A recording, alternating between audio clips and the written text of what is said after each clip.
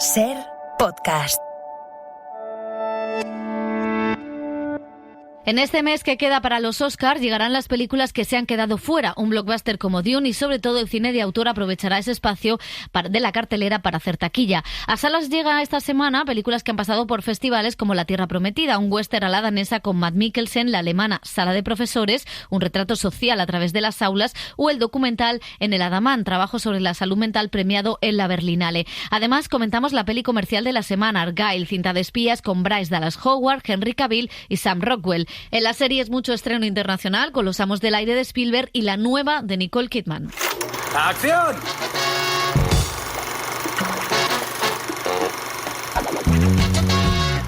El cine en la Ser con Pepa Blanes.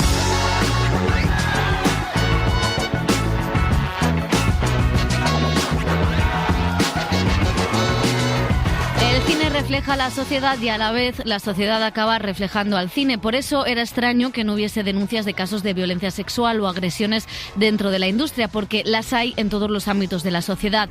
Las declaraciones de Carlos Bermúdez, tras ser acusado por 3 mujeres, son espeluznantes porque dejan claro que muchos hombres todavía no han entendido ni el consentimiento ni la igualdad. El cine debe ser un espacio seguro, libre y alejado de desigualdades, como debe serlo el periodismo o cualquier ambiente de esta sociedad. Juntas y juntos debemos intentar que así sea, denunciando aquellos comportamientos violentos, agresivos, apoyando a las víctimas y creando estructuras que eviten el acoso, el abuso de poder y la sexualización de las mujeres sin su consentimiento.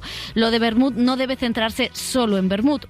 También debe servir para que cambien las cosas, y eso depende de todos, productores, académicos, periodistas, actores, actrices, y para eso, para que las cosas cambien, debe mejorar también la situación laboral y económica en la industria. Si somos vulnerables, no podremos nunca denunciar ni la violencia laboral ni la violencia sexual. El estudio de AISG vuelve a demostrar lo mucho que queda por hacer en este ámbito, donde las mujeres siempre están peor, donde cuando maduran se las desecha en el caso de las actrices, y en el de las directoras siempre se las considera por detrás de los hombres.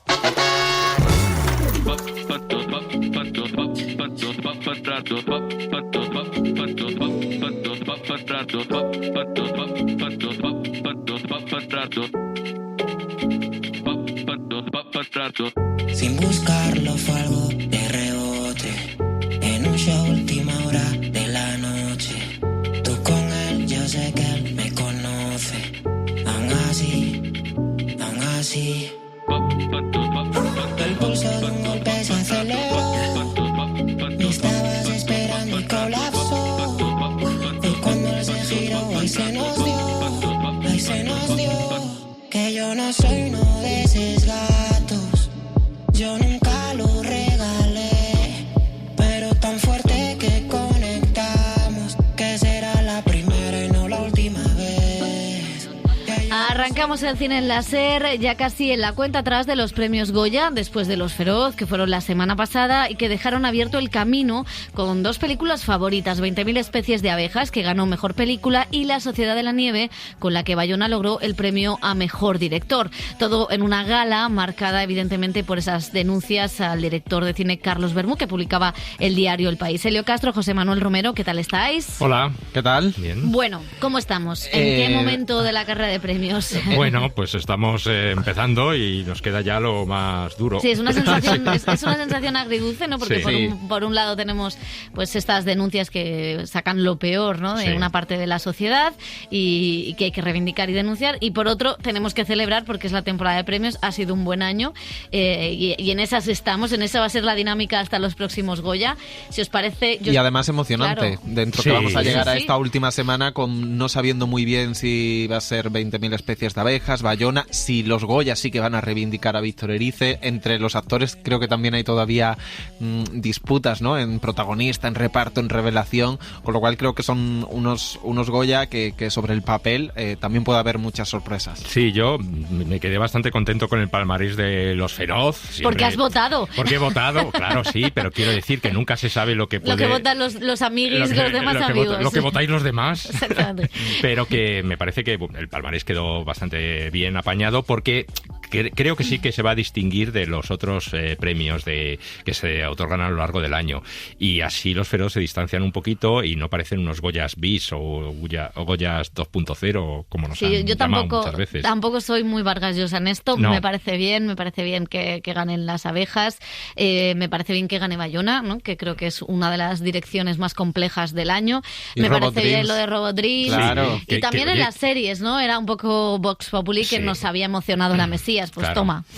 Sí, en el caso de Robot Dreams se cumple con algo que quería el propio Pablo Berger, Sí. que es que su película no estuviera encasillada en la animación. En el género, sino que rompiera un poco ese techo de cristal y compitiera con otras películas de ficción de personajes de También carne y aquí hueso. la ha valido ir por comedia. Claro, por comedia, claro.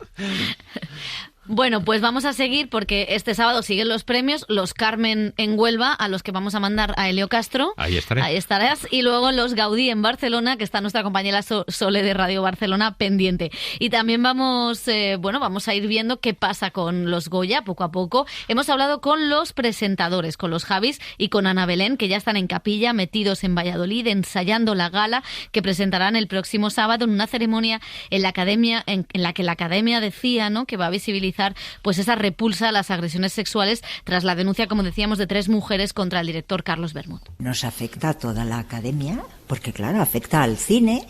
¿Cómo no vamos a responder a eso? Por supuesto, pero ya no solo con la solidaridad que creo que debe tener toda la profesión para... Es que yo creo que esto nos debe dar pie a una conversación mucho más importante. ¿Por qué se tarda en denunciar? ¿Por qué esta soledad cuando estas mujeres después de X años deciden contarlo? ¿Por qué no han encontrado el entorno y las personas que les digan yo te acompaño, yo voy contigo, yo pongo la denuncia y no te voy a dejar sola después? El miedo a esa soledad una vez que denuncias. Yo creo que esto genera una conversación que hay que tener entre todos. Y cuando digo todos, hablo todo el sector. Claro que sí. El cine en la SER con Pepa Blanes.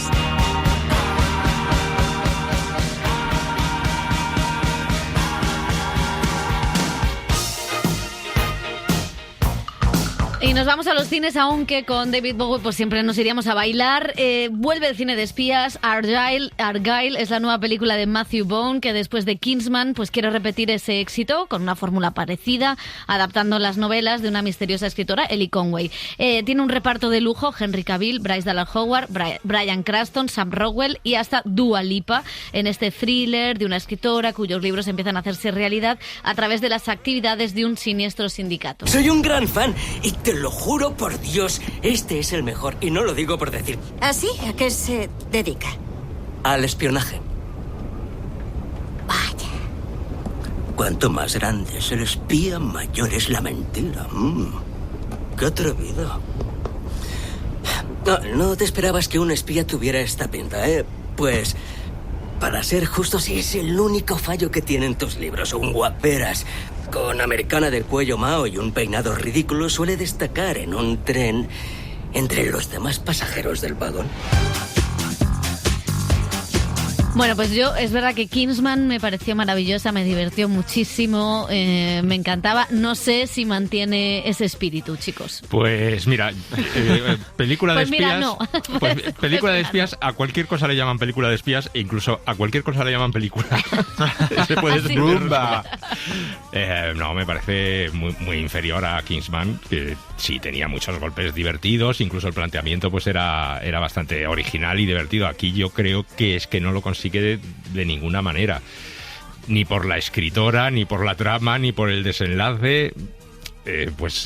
Incluso hay momentos un poco patéticos y horteras, ¿no? A mí lo único que me ha gustado de la película es la mochila que lleva la protagonista del gato, que la podría... Que a José también le gusta, Que claro. ha sido mi auténtica pesadilla Hombre, durante es toda un la gato película. encerrado, José. Sí, pero Te voy a decir que luego... pero que viaja. Tiene Viaja por el trama. mundo, cosa que con los gatos pues es un poco más complicado. ¿Y Dua Lipa? Bueno, Es que sale poco. podemos decir que tiene 5 minutos. Ahora, claro, tiene 5 Podemos. minutos Sí. que... No, el arranque está bien, Claro, sí. el arranque Sí, está claro. Dua Lipa. Luego la peli es que es como muy desastre.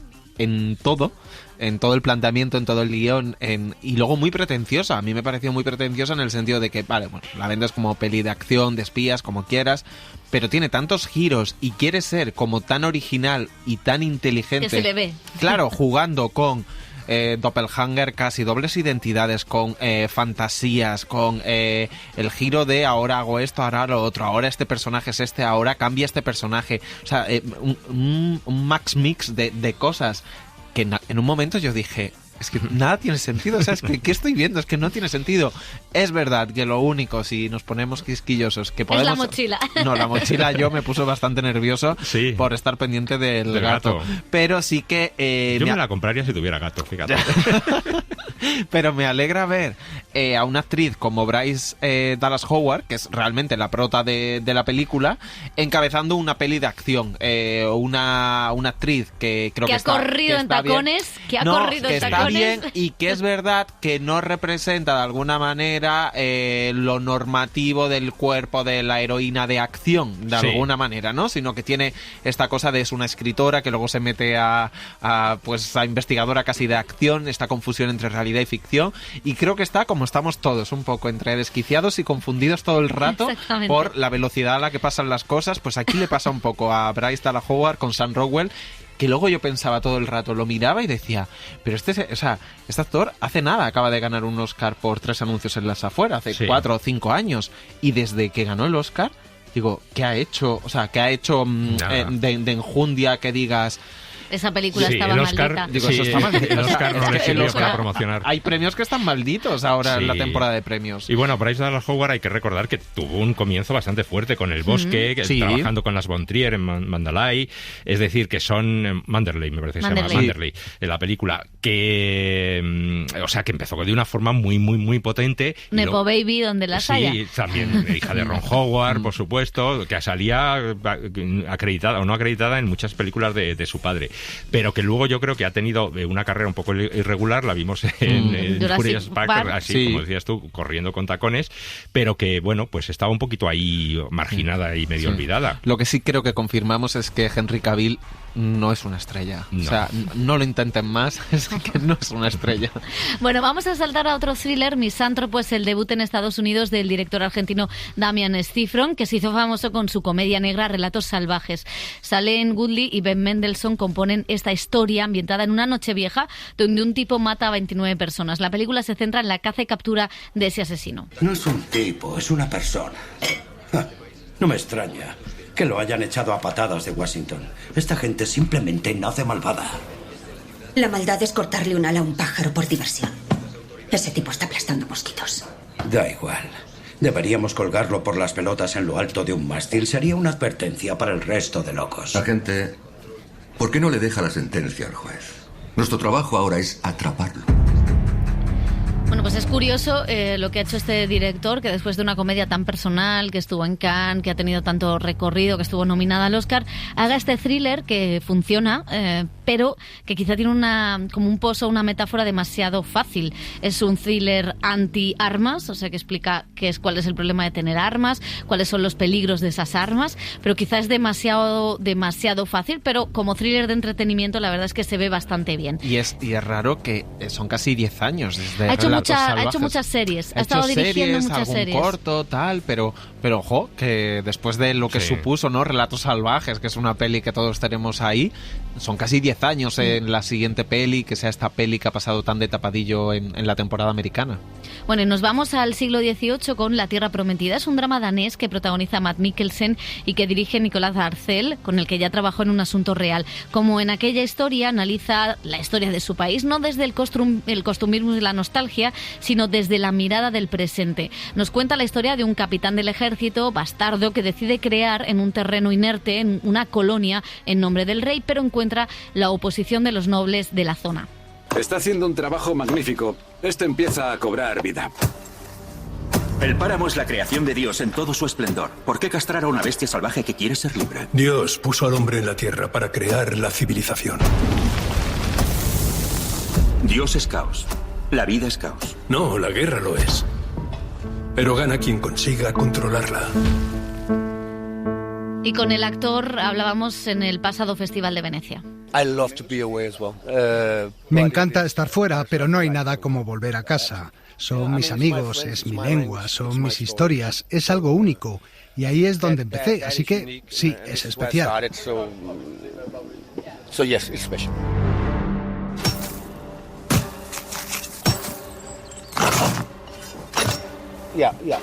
Sí, intento sentirme como el personaje. Tengo que identificarme con él de alguna manera. Incluso con un personaje como este. No hay forma de que alguien pueda hacer eso sin identificarse con él. No significa que tengas que defenderlo, pero tienes que encontrar algo que reconozcas y luego le hallarás la lógica. Siempre encuentro algo reconocible en el personaje. Puede que sea una pequeña parte de mí, pero lo reconozco. Entonces, mi trabajo consiste en tirar por la borda todas mis otras facetas por un tiempo y agrandar esta parte que en sí misma se convierta en algo que en realidad no soy yo, pero que reconozca. Ludwig Kallen, bienvenido a Hall Manor. ¿Quiere cultivar el páramo? Quiero crear el primer asentamiento del rey. Absolutamente, es parte de la historia. Todo el mundo tiene ambiciones en esta película, sí, puedo reconocerlo, pero no en esa escala. He dicho a menudo que no soy ambicioso en el sentido personal. Soy ambicioso con el proyecto que hago, con que esta película acabe formando parte de mi carrera. Es un personaje que cree que no necesita a nadie porque tiene una meta, pero luego dice, espera, necesito a alguien. Es un viaje pequeño pero hermoso. That's a small but beautiful journey I think he's on. Es mi tierra. El páramo es del rey. Yo trabajo para él.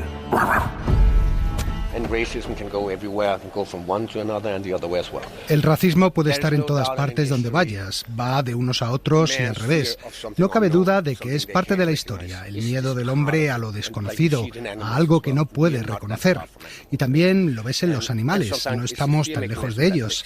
Y a veces tiene sentido ese mecanismo del miedo. Otras no tiene absolutamente ningún sentido.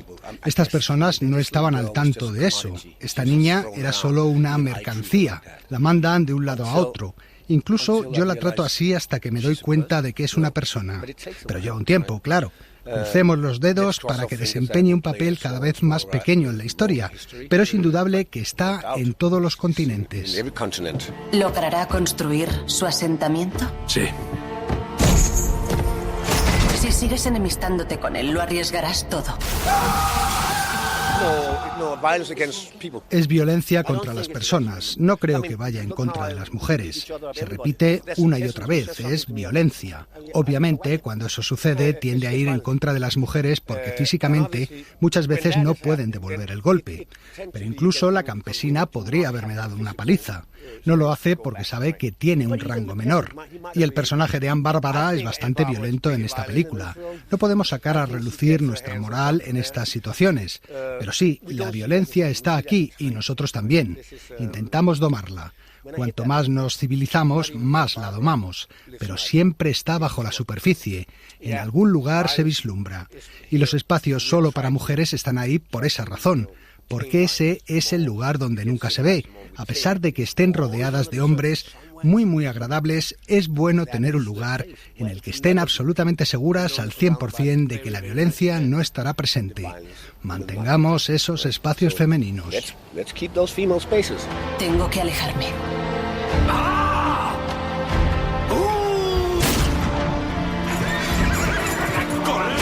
No vamos a morir por su maldito proyecto.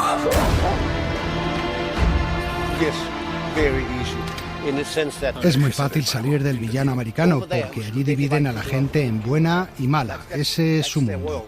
Y aunque damos matices aquí y allá, no lo quieren ver. Es simplemente bueno o malo para nosotros. Nuestro trabajo es hacer que esté vivo y sea reconocible. Aquí en Dinamarca, y diría que en Europa en general, no lo vemos así.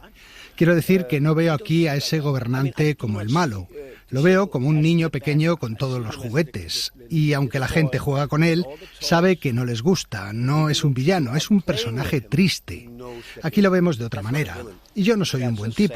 Mira lo que hago. Es una locura, pero soy un buen tipo en el sentido de que eventualmente aprendo de mi error.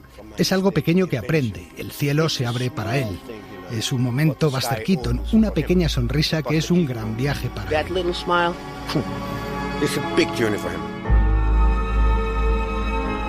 Acción, violencia, traiciones, liderazgos. No sé si es una de las películas más actuales. Bueno, trata temas que son muy actuales y además con un lenguaje muy clásico que te remite a las películas del oeste. Es decir, no deja de ser alguien que quiere poner ahí una tierra especie de sin conquistar, sin ¿no? conquistar, sin colonizar.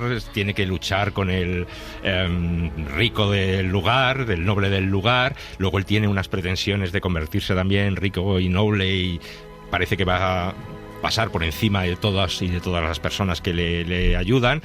Es una película que a mí me ha entretenido bastante, es decir, que quizá es un poquito previsible, te sabes lo que puede ir pasando, pero la verdad es que mantiene tensión, mantiene escenas muy potentes. Mads Mikkelsen me parece extraordinario. Este director había hecho otra película que a mí me gustó bastante, Un asunto real. Me gustó mucho Un asunto real. Y que más o menos trataba un poco, además de la construcción misma de Dinamarca, y Mads Mikkelsen interpretaba a un médico que se preocupa por las condiciones sociales de los súbditos del rey y hace una serie de infraestructuras, y aquí es alguien que intenta pues cultivar patatas, nada más ni nada menos, pero y aparecen por ahí los oprimidos, los ladrones, gente que tiene que trabajar, las fuerzas nobles, los ricos se intentan impedirlo. Es decir, que sí que tiene esos temas que son muy de lucha así un poco de entre obrera, clases, sí, pero también muy entretenida de ver. Yo me lo he pasado muy bien viéndola, la verdad. A mí me parece que tanto en Un asunto real como en esta sabe contar la historia desde unos puntos de vista sin obviar las grandes historias, ¿no? Porque esto es la fundación de Dinamarca, pero es también uno de los grandes traumas, sobre todo por la formación del país como identidad racial, ¿no? Sí, también. Entonces, claro, eso es una constante que de alguna manera en Un asunto real se colaban esos temas, pero me gusta cómo cuenta la historia de su país este director. Hubo polémica en Venecia precisamente por cómo se contaba esa parte de la historia, y quizá a mí es lo más interesante o lo más novedoso, ¿no? De cómo siempre hay subclases y cómo cada uno está en esa estratificación y también cómo cada uno va tomando esas decisiones, ¿no? Porque hay un momento en la película en el que el personaje de Mads Mikkelsen, que parece casi un héroe, pues también tiene unos comportamientos un tanto cuestionables cuando entra en juego, ¿no?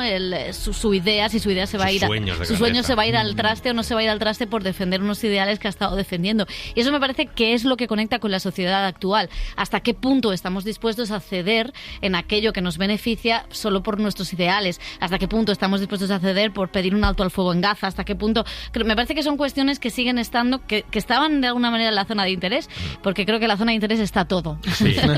Pero también lo están en esta. Y luego me gusta la idea de las patatas, de esa cosecha que no llega, de esa tierra inerte, con la naturaleza. Con esa tierra inhóspita. La violencia hacia las mujeres. Creo que es una película bastante completa. Sí, aunque Mads Mikkelsen decía que no es que sea violencia, es violencia en general. Lo que pasa es que las mujeres muchas veces están en el centro. Estaban ahí. No, es que bueno, aparecieron. Ojito, no es que aparecieron, pero ojo a la sirvienta.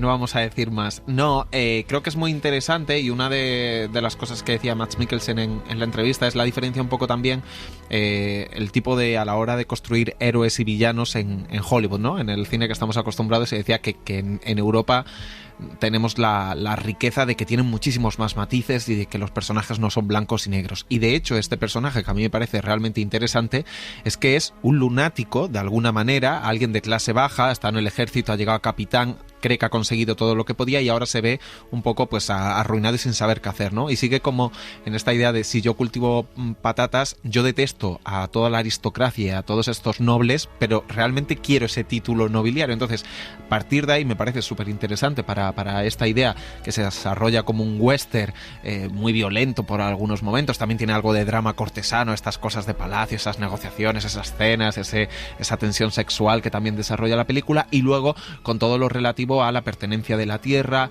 a quién pertenece, a cómo se coloniza, a esas comunidades que están un poco tiradas, que las han apartado por el color de su piel, y cómo eso también se relaciona con el racismo y cómo luego se construye de alguna manera una familia elegida alternativa dentro de todo ese ecosistema. También entra la religión. Creo que es una película que está bien, que funciona, que tiene un desarrollo bastante interesante y la verdad es que funciona.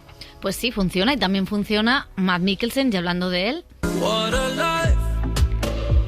Seguro que os acordáis de esta canción, la que suena en el final de Otra Ronda con el actor bailando. Bueno, pues en esta entrevista que ha hecho José Manuel Romero y que la podéis ver entera en nuestra web, nos decía el actor que era un error, que él creía que esta escena no iba a funcionar. I was firmly against that scene, and I was absolutely 100% wrong. Because I thought it was a realistic film, I couldn't fantasize that. Why would any normal person, drunk or not drunk, start dancing for that long? This is insane, by himself. Yeah, exactly, but that's what Thomas said, and he said other clever things, and I was like, nah, it's not going to work, I was wrong. Claro, decía que Thomas Vinterberg le defendía con argumentos inteligentes que era la escena, que había que mantenerla, pero que él creía que era una propuesta más realista, Otra Ronda, ¿no? Y que no iba a funcionar, y que claro, que se ha equivocado, porque indudablemente es una de las escenas icónicas de los últimos años. Totalmente. Bueno, la película danesa era una de las favoritas en la carrera de los Oscar para esa categoría de película internacional, pero se ha quedado fuera de la temporada. En su lugar se ha entrado una película más pequeña, Sala de Profesores, que vimos en Berlín y que realiza una metáfora de la sociedad actual con sus cuitas, su racismo, sus fake news, sus problemas, pero a través de las dinámicas en una clase en un colegio donde llega una joven profesora cargada de ideales y de ganas de cambiar las cosas. La actriz es Leonie Benes, protagonista de la película del director alemán de origen turco Ikel Katak. Pero bueno, ¿qué pasa aquí?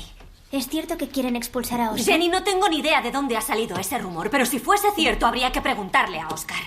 ¿Tienes que contarnos algo, Oscar? Parece que no. Así que empecemos a corregir los deberes. No vamos a colaborar hasta que nos diga qué ha pasado. Jenny, ¿Qué va a pasar? Si hay algún tema que te preocupe, puedes hablarlo en el consejo escolar, pero ahora estamos en clase. Tenemos derecho a saber lo que está pasando. La actriz que, por cierto, es la de la cinta blanca, ojo, cuidado. Bueno, con el director hablábamos de lo difícil que es entrar en la carrera de premios y enfrente tienes a Netflix y a su chequera, y de cómo el racismo está ganando terreno en la Europa de hoy. Teníamos alrededor de 15 años y un día, de repente, 3 profesores entraron en clase y nos pidieron que pusiéramos las carteras sobre la mesa. Y nos dimos cuenta de que 20 años después estábamos hablando de eso, de por qué lo hicieron, de las formas, de la falta de privacidad que sentimos en ese momento, y vimos que podría ser un buen punto de partida para una historia.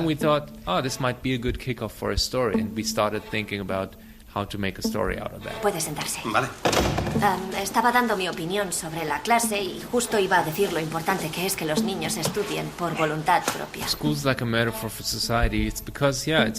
La escuela es como una metáfora de las sociedades porque están construidas como los estados. Hay un presidente, hay maestros que tienen poder, hay estudiantes, si tienes el periódico, el equivalente a los medios de comunicación. Todos estos elementos conforman un pequeño país dentro de la escuela. Éramos conscientes de esto, por eso hemos hecho una película que habla de cosas que suceden en la sociedad. Yo no lo llamaría fracaso. Me parece una palabra muy fuerte. La verdad es que cuando veo los deberes me suena todo a chino. La escuela es un lugar donde puedes aprender muchas cosas cuando tienes un buen maestro. Y creo que hay una escena en la película en la que ella dice algo importante. Tenemos que cambiar la forma en que nos hablamos entre nosotros. Cuando tienes un buen maestro puedes aprender algo de él y eso nos enseña a moldear nuestro futuro. Pero tampoco quiero sobreestimar su impacto porque hay muchos factores que crean el comportamiento de los seres humanos. El maestro es solo una pequeña parte. Puedes tener el mejor profesor del mundo, pero hay otros factores que influyen en cómo serás. Erradicar todas estas cosas, el clasismo, el sexismo, el racismo, es difícil porque necesitamos erradicarlo como sociedad entera. No hemos coaccionado a nadie. Solo nos reunimos con los delegados y les pedimos que nos ayudaran con un problemilla. Ya, pues a mí me suena a coacción. Les incitaron a que denunciaran a sus propios compañeros. There's this tendency in journalism which Existe esta tendencia en el periodismo que yo cuestiono mucho, lo de tener un gran titular, el click. Sé que hay mucha presión a los periodistas para generar estas noticias y no es nada bueno. Es buscar el escándalo y convertir eso en noticia. Es muy venenoso y reduce la complejidad de todo. A mí me pasa, a veces intento explicar algo y veo que mi respuesta ha quedado reducida a una frase que no es exactamente así. Intentamos emular en esta película todo eso porque estamos en un momento donde la verdad es algo imposible de encontrar. Como sociedad luchamos por tener razón, pero ya no escuchamos. A veces quiero desaparecer del mundo porque ya nadie escucha. sometimes I want to disappear from this world because no one's listening anymore, really. ¿Por qué lo tienen tan claro? Nadie tiene nada claro, Oscar. Hay que revisar las pruebas. Entonces, ¿por qué mi madre ya no viene a trabajar? Oficialmente está de vacaciones. ¿Tienen alguna prueba? ¿De qué? I don't think that cinema... No creo que el cine deba tener una agenda, el cine es algo personal y no me gustan las películas que tienen un mensaje o les dicen a la gente lo que tienen que hacer. Me gustan esas películas que cuestionan las cosas y que abren la discusión sobre ellas. Es ahí cuando podemos cambiar algo, cuando discutimos, cuando escuchamos. Es difícil decir si el cine puede ayudar al idealismo, porque ni siquiera sé si el idealismo es algo bueno. Yo me considero una persona realista y me gusta ver las cosas de una manera realista en lugar de idealista. Quiero decir, me gustan las personas idealistas y las adoro, y al mismo tiempo siento que no soy uno de ellos. Should or could be idealist. Bueno, pues Sala de Profesores, la verdad es que a mí me ha gustado mucho. No es rival, porque este año ya sabemos quién es el rival, pero me ha gustado mucho. Sí, está muy bien y la verdad es que, o por ser los referentes más recientes, por similitud, ¿no?, a la hora de acercarse a las historias, hay una peli belga que a mí me gustó mucho, que era Un pequeño mundo, de Laura Vandel, que hablaba del acoso escolar, ¿no?, en un aula y hablaba también de esas dinámicas de la violencia dentro del aula. Y otra es Koreeda, con Monstruo, que la hemos visto hace unos meses, que hablaba de ese rasomón con los 3 puntos de vista de un suceso en un colegio. Bueno, pues si lo mezclas un poco, le pones esta música, que a mí me gusta mucho la banda sonora de Thriller, porque es una historia de terror, claro, en realidad. Claro, y en un espacio relativamente seguro por el desarrollo y por la profesora, por la propia actitud de ella, ¿no?, de querer ser alguien empática, conciliar, que no se alce la voz en el aula ni con los padres.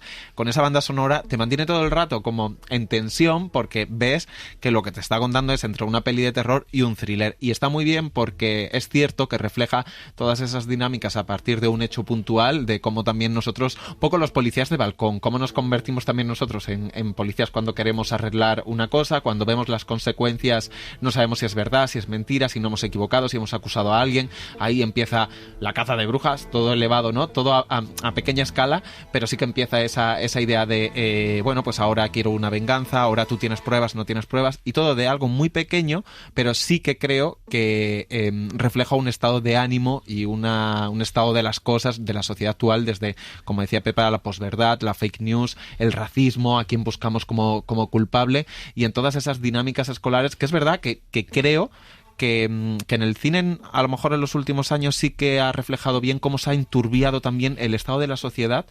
Enturbia los colegios, o no sé si empiezan los colegios y enturbia la sociedad. Sí, bueno, pero es difícil saber si va antes el huevo o la gallina, pero como metáfora perfecta de cómo funciona la sociedad, me parece estupenda. Y sobre todo hay una cosa me parece que es una película sobre 2 cosas, sobre cómo se pierde el idealismo y sobre la falta de comunicación. Todo ocurre por la falta de comunicación entre las personas y entre la gente, que es un poco por lo que ocurre la mayoría de grandes conflictos, incluso los conflictos políticos. Entonces, cómo esa falta de comunicación, además hay una cosa muy curiosa, que la profesora es polaca. Entonces la profesora empieza a ser sospechosa, es la siguiente en ser sospechosa, porque en Alemania, entre los alemanes y los polacos, hubo una tensión terrible desde la Segunda Guerra Mundial, y eso se ha mantenido. Decía el director que no era baladí, ¿no?, que esa profesora fuera polaca.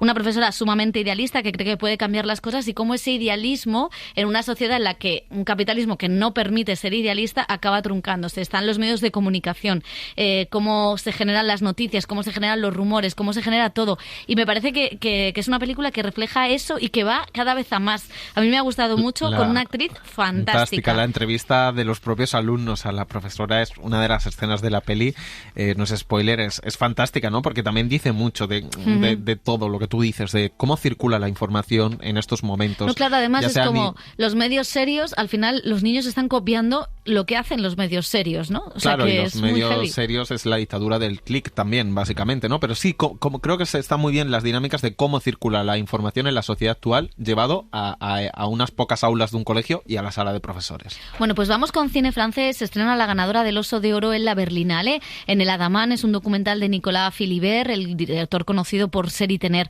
En este caso, mete su cámara en un barco. Por cierto, Ser y Tener era un documental dentro de una escuela.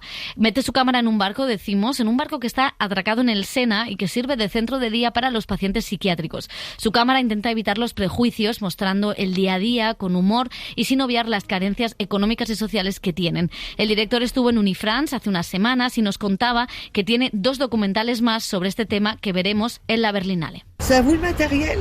Oui. Vous avez une voiture pour trimballer tout ça? Surtout, je prends un traitement très fort, que je ne tire pas, que je peux tenir un dialogue avec vous. Mais je pense que ça nous concerne tous, parce que Creo que es algo que nos concierne a todos. A veces levantamos una especie de barrera entre aquellos a quienes denominamos normales y aquellos a los que no, entre locos y cuerdos. Yo creo que en realidad no hay barreras. Si hay fronteras, siempre porosa y fluida. Tenemos de la misma humanidad, tenemos mucho en común. Cuando conoces un poco el mundo de la psiquiatría te das cuenta de esto. Los clichés desaparecen y nos damos cuenta de que hay gente extremadamente lúcida e inteligente, gente hipersensible y por esa razón muy dolida. Yo me siento muy movido por todos los que me he encontrado, por la vulnerabilidad que hay en este mundo. Es un campo inmenso que nos habla del alma, de los tormentos humanos y del estado de la sociedad. Ce monde-là par plein d'angles différents. En effet, sur l'Adamant, il n'y a pas de signe. En el Adamant no hay ningún signo que permita distinguir enfermos y médicos. No quería etiquetar a nadie ni mostrar cada uno de los grupos de manera explícita. Eso no hubiera tenido mucho sentido, decir quién es un paciente y quién es un médico. Es el espectador que tiene que asistir a esto, no hay barreras. Esto no lo hemos hecho con un plan y rodaje, sino con una película que se basa en la improvisación y que trata de mostrar a los espectadores lo que piensan sobre la enfermedad, sobre la medicina. No es una película sobre la salud mental, es una película con la psiquiatría. Mi cine se basa en la relación, en el encuentro, en la vida. No hay un discurso detrás, no hay un programa que seguir.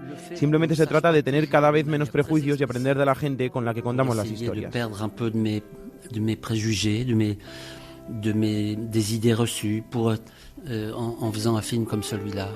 Il y avait avant L'Adamant a ouvert il y a 13 ans. L'Adamant forma parte del sistema sanitario jurídico, forma parte de un hospital público. Es verdad que hace 13 años era un centro de día que acogía a los pacientes y que estaba en un edificio del centro de París, cuyo alquiler era exorbitante, muy caro. Era un sitio bastante incómodo, con 3 pisos, y los pacientes pasaban más tiempo subiendo y bajando. Un día el jefe de psiquiatría me dijo que había reflexionado sobre por qué estos enfermos no tenían derecho a estar en un lugar agradable, como todo el mundo. Los pacientes, los médicos y arquitectos se reunieron y empezaron a imaginar este proyecto, que es un milagro y que cuesta 5 veces menos que el anterior. En Francia también hay un debate sobre el abandono en el que se encuentra la psiquiatría pública. Está totalmente desbastada. Le faltan camas, le falta personal, le faltan enfermeras sobre todo. Los médicos no pueden ejercer su trabajo dignamente y eso obliga a que se comporten como vigilantes. Y no tienen tiempo para estar con los pacientes, para escucharles, para tener paciencia. Trabajan de manera robotizada, lo que impide reflexionar. Sans plus avoir à réfléchir, mais en devenant simple exécutant. Pues en Francia también hay cine de terror. Vermin la plaga es la historia de un joven solitario al que se le escapa una araña venenosa que crea una plaga en su bloque de pisos. Dios, ¿qué tienes aquí, colega? ¿Te interesan esos bichos? Buah, estas cosas me flipan que te cagas. Vale, pero ten cuidado. Tranqui, yo entiendo de esto. Te vienes conmigo a casa. En marcha. Y una última recomendación, el documental Domingo Domingo es la historia de un pequeño agricultor de naranjas valenciano que se rebela contra la situación del campo y de las multinacionales y que se le ocurre patentar una nueva variedad de mandarina para trolear a todos ellos. Es un personaje increíble, un valenciano de categoría, como dirían allí, una producción que dirige Laura García Andreu y que se puede ver en algunos cines y a partir del 1 de marzo en Filmin. Les multinacionals que hi ha ara és com un monstre, ¿verdad? I si no tens les veritats que ells volen, doncs no hi ha res a fer. Tot està, Domingo, en que vinguen a temps perquè se puguen comercialitzar. Si te ve esta mandarina que te vinga paga el mes d'abril-maig, seria la bomba. Més dolça. Mare meva, aforra't, Tener és poder sempre. Si no ho intentes, no saps mai. El cine en la SER con Pepa Blanes.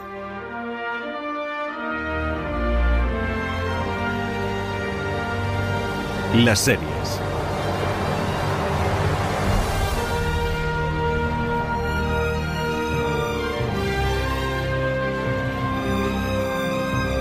Y en televisión no vamos a cantar el himno de América, eso ya se lo dejamos a Mariah Carey y a Beyoncé para la Super Bowl. Nosotros, pero sí vamos a hablar de una trilogía bélica y patriótica como toda la ficción bélica de Estados Unidos, que es quizá una de las trilogías más exitosas de la pequeña pantalla. Así que con épica y patriotismo ha entrado por la puerta Dani Garrán. Qué solemnidad. ¿Qué tal? Bueno, es que yo tengo ganas de apuntarme al ejército americano. Hombre, con Barry Jane, con Austin Butler, yo también me apuntaba con al mis ejército. amigos, ya. No, pero vienes un poco vestido con una buena cazadora de aviador de esas que llevan, sí. que son chulísimas. Yo ahí me veo, ¿eh? Vienes un poco como profesor de aeróbic. Un poco americano. Sí, también. Sí. Dejémoslo estar. Bueno, hace 20 años, Tom Hanks y Steven Spielberg produjeron la premiada Hermanos de Sangre, que se acercaba a esa infantería paracaidista. A ella siguió una década después de Pacific, con los marines como protagonistas, y ahora vuelven a estar en los créditos de Los Amos del Aire. Es la nueva serie que pone el foco en la contienda aérea. Sí, en la Segunda Guerra Mundial un grupo de aviadores estadounidenses se jugó el pellejo para vencer a la Alemania nazi. Su heroicidad dejó numerosas historias que ahora se llevan a la pantalla en forma de serie dramática con grandes dosis de épica, mostrando a jóvenes soldados que arriesgaban sus vidas para acabar con el fascismo en Europa. Una serie que ha costado 250 millones de euros, presupuesto que ha dejado fuera de juego a HBO, la cadena que se llenó de gloria con esas dos anteriores, y ahora el tanto se lo lleva Apple TV+. Sabéis que es nuestra primera misión aquí. Confío en que recordéis las prácticas. ¿Y cuál es vuestra función? Hagámoslo bien. Soltémosles las bombas a los putos nazis y nos iremos pronto a casa. Sí, señor. El comandante va a volar con nosotros. ¿Comandante? Primera vez en el meollo, chicos. Afinad la puntería y a derribarlos. Sí, señor. Steven Spielberg y Tom Hanks, como decíamos, se coronaron con Hermanos de Sangre, una de las miniseries más importantes de la historia de la televisión. HBO se consagró con ella y ahora se puede ver en Netflix porque la ha licenciado Hermanos de Sangre, que esto tendremos que hablar algún día de qué está pasando entre las plataformas que ahora se lincian sus mejores series. O sea, no cualquiera vendida, sí, sino las que te dieron gran renombre. O sea, y las que las tenías en exclusividad. Bueno, pues vuelven a colaborar, como decíamos, juntos, en colaboración con el reputado también Gary Weitzman. Ahora vuelven al género que los encumbró en la pequeña pantalla tras la también muy exitosa, como decía Pepa, de Pacific, y hablábamos con Gotchman de cómo surgió esta tercera pieza y de por qué creían necesario imprimirle tanta épica.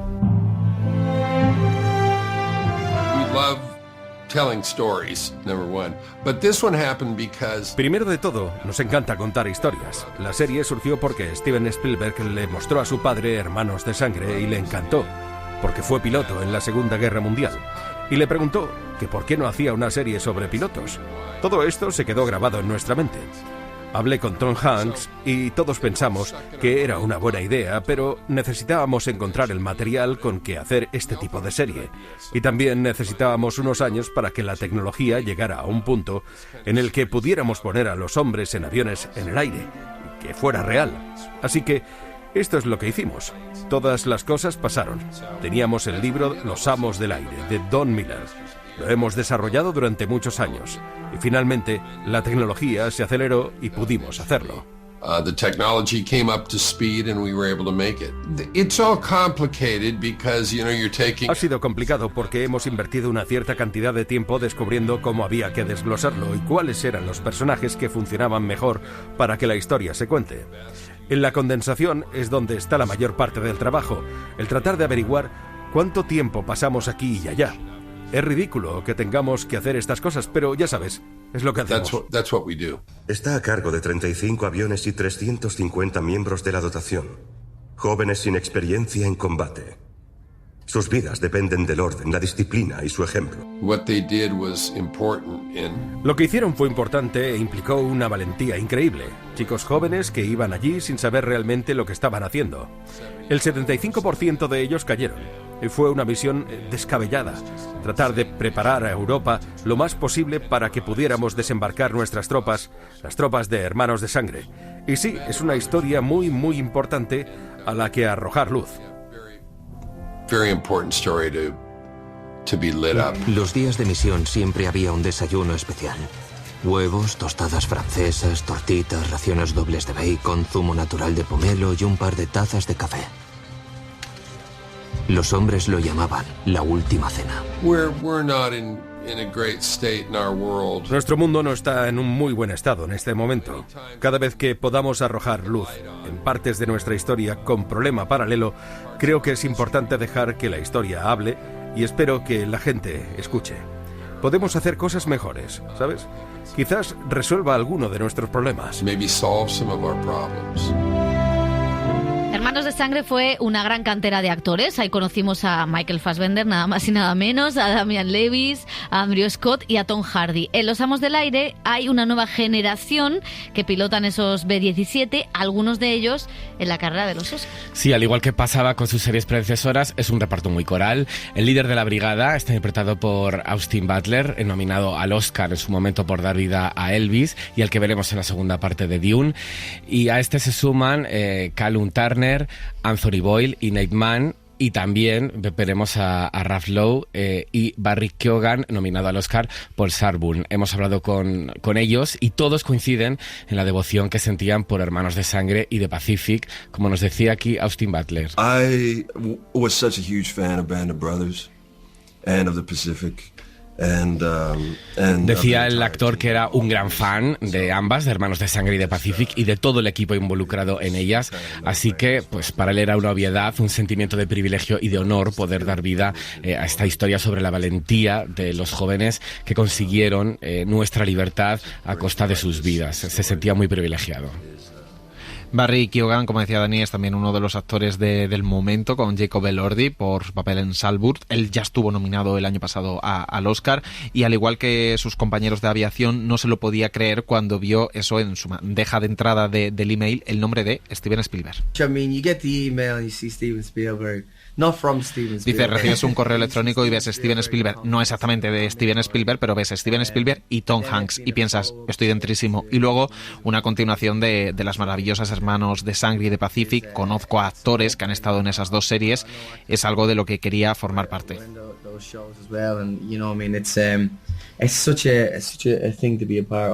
Bueno, la épica y la espectacularidad de las visiones de los aviadores aparece desde el primer momento en la serie. Los actores han tenido que someterse a un entrenamiento físico muy exigente para meterse en esos bombarderos, pero lo que más les ha costado, nos contaban, era entrar en la mente de esos jóvenes que se jugaban la vida a diario. Nate Mann hablaba así de este otro entrenamiento. Decía que el componente psicológico es una parte esencial para entender una serie como esta en la vida de estos hombres que estaban cara a cara con la muerte constantemente, y ellos intentaron entender esa experiencia lo mejor posible para retratarla de una forma auténtica. La experiencia de rodarla fue muy física, muy exigente. Las secuencias en el aire las grababan durante horas y semanas para mostrar ese componente emocional de una manera más real y hacer que también el trabajo fuera más real para ellos.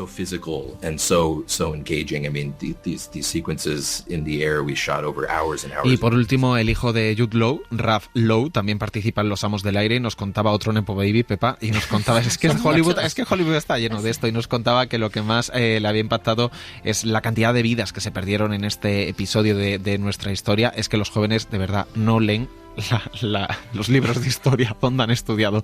Decía que en una fracción de segundo podían caer 3 aviones, con las pérdidas que eso implicaba y la factura que pasaba al resto de compañeros. I'd say that what the show does like a great job of as well is kind of showing the different psychological. Decía que la serie también hace un gran trabajo mostrando las diferentes reacciones psicológicas y traumas por los que estaban pasando los chicos. Algunos empezaron a beber, otros se aislaron del resto del grupo, algunos estaban enfadados y había muchos tipos de reacciones. Estaban pasando por muchas cosas. Nunca hubo un día en el que descansaron o pudieran dormir bien, así que probablemente no podían dormir, perdían amigos y se enfrentaban a la idea de no poder volver a casa y volver a ver a sus seres queridos. Bueno, pues Los Amos del Aire, mucho actor, mucho músculo, mucho muerto. Mucho avión, mucho dinero. Yo creo que hay demasiado dinero, me parece. Demasiadas mujeres. Me parece que es una serie muy majestuosa, muy brillante, con una brillantez técnica increíble. Parece verdaderamente que estás en uno de esos bombarderos B-17 sobrevolando y tirando bombas encima de los nazis, pero se queda un poco vacía. Me parece que tiene un cascarón muy bonito, pero no es más que eso, una demostración de técnica. Nos decía el productor que habían tenido que esperar todos estos años para hacerla, porque necesitaban que la tecnología avanzara para poder filmarla, pero se queda un poco ahí. O sea, me parece que las dinámicas de personajes están vacías, no les conocemos, no sabemos cómo son ellos internamente, y creo que ya no nos vale toda esa demostración de patriotismo. Han pasado 20 años, claro, creo que se nos ha refinado un poco el gusto, el morro, el gusto a la hora de ver las series, y creo que ese despliegue de banderas estadounidenses ya hoy en día no es suficiente. Un poco más de escala de grises, ¿no? No hace falta que los estadounidenses sean los buenos, los británicos un poquito malos y los nazis malísimos. Sí. Necesitamos personajes pues que no tan maniqueos. No, pero sí que es verdad que pesan el tiempo que ha pasado, especialmente no tanto a lo mejor por la historia, sino por el propio género bélico, ¿no? Se ha contado desde muchísimos puntos de vista la Segunda Guerra Mundial, en este caso desde esta épica acción patriotismo. En Hermanos de Sangre era sorprendente porque era verlo en televisión, algo que habitualmente con esos recursos de los que tiró HBO en ese momento estaba reservado a una gran peli de cine, hacer ese relato de la Segunda Guerra Mundial. Pero claro, han pasado 20 años y no solo se han hecho muchas pelis de la Segunda Guerra Mundial, sino que se han hecho muchas pelis de aviones. O sea, ahí está Top Gun, ¿no? Entonces creo que aunque aquí incluso Hermanos de Sangre y The Pacific era mucho más directa en lo que se refiere a la acción, a la cuestión de los entrenamientos y demás, y aquí reservan una parte más a la intimidad de ellos, a la gestión emocional de todo este proceso, porque al final eran chicos muy jóvenes, ¿no? Enviados a morir a la guerra, no encuentra el control, y eso que, como dice Dani, la factura es impecable y creo que es una gran serie, ¿no? Y que tiene eso, pero le falta el atractivo de algo más en 2024. Bueno, pues vamos con otro estreno de la semana, Expatriadas. Es una serie producida y protagonizada por Nicole Kidman, que se puso en contacto con la cineasta Lulu Wang para sacarla adelante. La producción, dirigida por la estadounidense de origen chino Lulu Wang, como dices, estrenada en Prime Video, narra la vida de 3 mujeres estadounidenses que viven en Hong Kong durante el año 2014, mientras afrontan una tragedia común en medio de una tensa dinámica de diferencias sociales y un panorama político cada vez más tenso. Hemos hablado con la directora sobre el duelo y la identidad, temas centrales de la serie y de los guiones escritos por mujeres.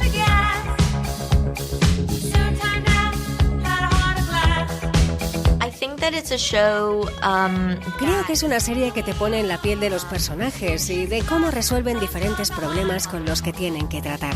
Creo que la pérdida es algo bastante ambiguo, es algo importante donde muchas veces no puedes cerrar. Creo que lo más difícil es cuando no consigues cerrar ese duelo. Espero que los espectadores se dejen llevar por la resiliencia de los personajes y por su propia resiliencia.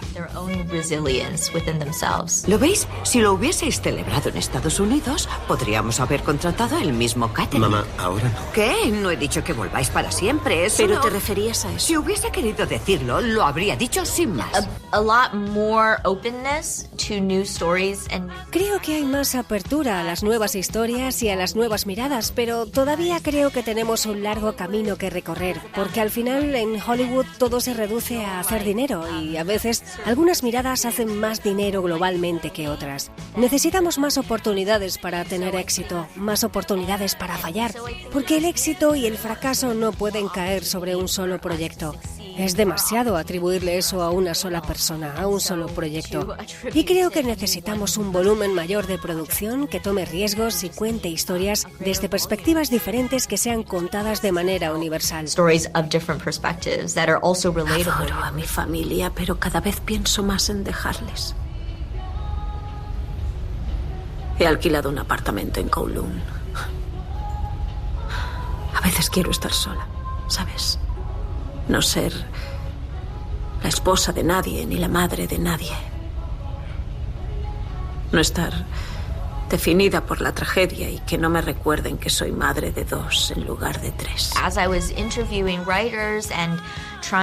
Conforme iba entrevistándome con guionistas y tratando de reunir varias perspectivas en el equipo de guión para modelar la historia y los personajes, ocurrió eso, que las mujeres estaban escribiendo de una manera más auténtica. Ha sido un trabajo precioso. Fue antes de la pandemia y pasamos un par de meses compartiendo un espacio seguro con mujeres que venían de sitios muy diferentes y con muchas ideas diferentes. Muchos de esos debates y discusiones que tuvimos en la sala de guión cavaron en la pantalla. Ha sido bastante terapéutico porque todo el mundo aportó sus propios traumas, hablamos de todo y nos dimos cuenta de que no estábamos solas, que eso también les pasaba a otras. No puedo dejar de pensar en ese dibujo. Solo es un dibujo. No entiendo por qué tiene a Jesús en la cabeza. No somos religiosos. Puede que Brian se lo dijera. Los Mahoney son budistas. Pues entonces habrá sido otro de sus amigos. ¿Qué más da? Pero... No entiendo por qué estás tan agobiada con eso. Estamos aquí en nuestra fiesta con nuestros amigos. Quería difuminar las líneas sobre las expectativas de los espectadores sobre qué es un expatriado. Porque ¿cómo llamas a alguien que es coreano y americano y que no tiene dinero? Pero que no es local, pero que parece que sí lo es muchas veces. A menudo eso es muy confuso. Creo que es interesante y ha sido un desafío romper esas definiciones que tenemos.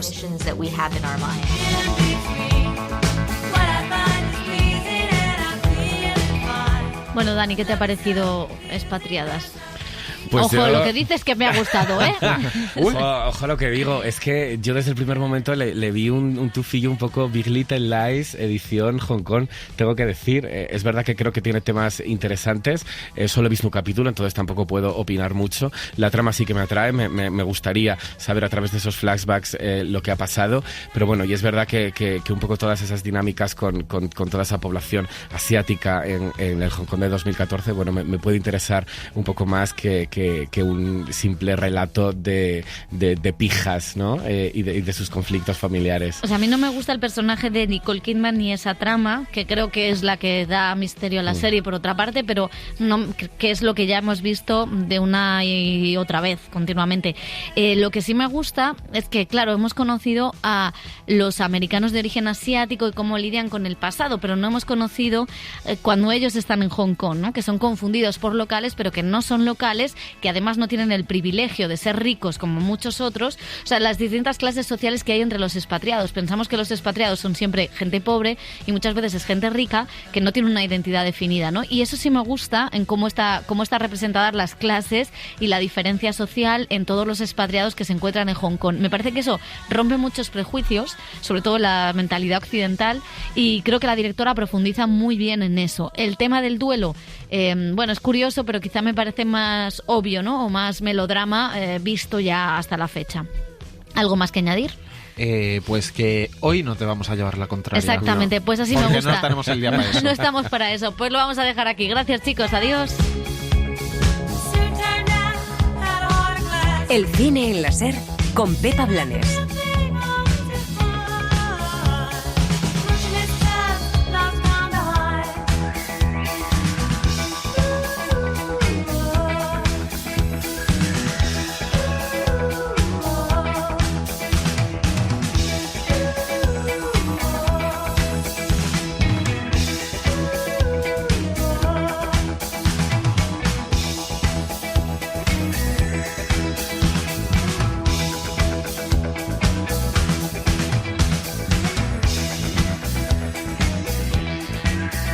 Suscríbete al Cine en la SER.